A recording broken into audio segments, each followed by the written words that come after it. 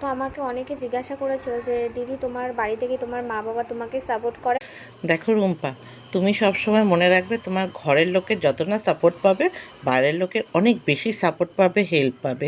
কারণ কি বলো তো, কথায় আছে না, সেই ঘরের লোকের থেকে বাইরের লোকই আপন হয়, নিজের লোকের থেকে পর আপন। এটাই হচ্ছে ধ্রুব সত্যি কথা। আর সেটা যখন ঠিক সময় পরিস্থিতি আসে, তখনই বোঝা যায় কে আপন কে পর। আর ওই যে বলে না, ঘর শত্রু বিভীষণ, সেই হলো গল্প। এগুলো কিন্তু, এই প্রবাদ বাক্যগুলো এই জন্যই এসছে, যে এই জন্যই, মানে তুমি ঘরের লোকের থেকে তুমি বাইরের লোকের হেল্প বেশি পাবে।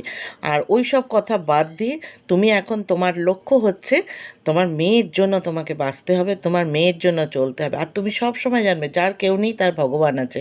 আর আরিয়ান তো সবসময় তোমার পাশেই আছে, তোমাকে দেখবে সব কিছু, তোমার বিপদ আপদ সব কিছুর থেকে তোমাকে সব সময় সাপোর্ট করবে, তোমাকে বাঁচিয়ে দেবে।